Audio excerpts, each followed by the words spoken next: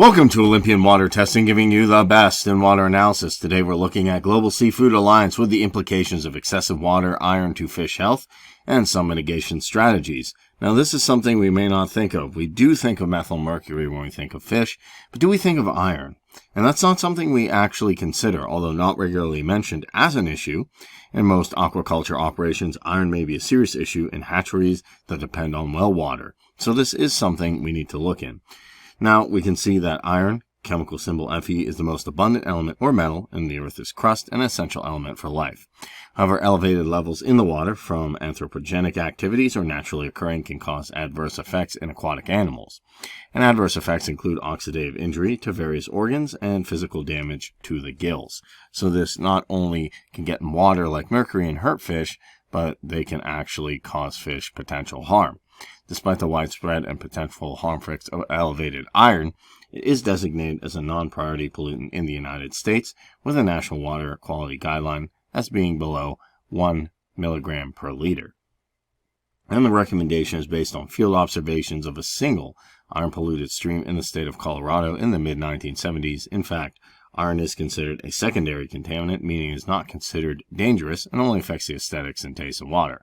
However, iron has 5 oxidative states, and we can see them here, the different Fe's, based on how many electrons it's lost, that differ in toxicity, and the abundance of each Fe species is governed by pH, the temperature, and the redox potential, which we can see right here.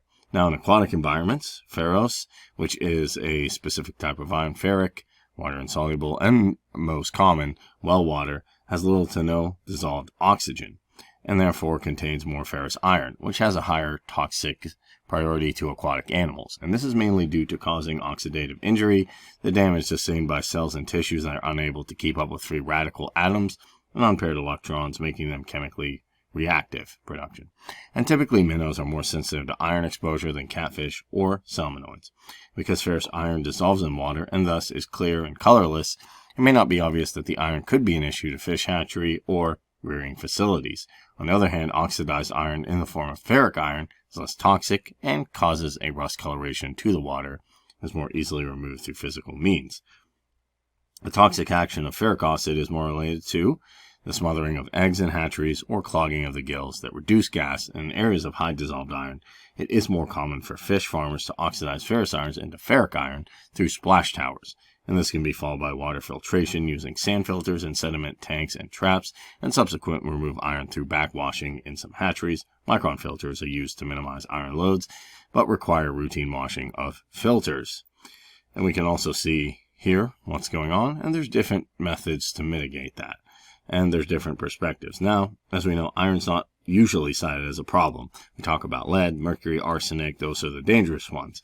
But it actually may be a serious issue in hatcheries that rely on well water. In this situation, it's advisable for farmers to test for iron, especially dissolved iron is colorless and is more toxic to young aquatic animals.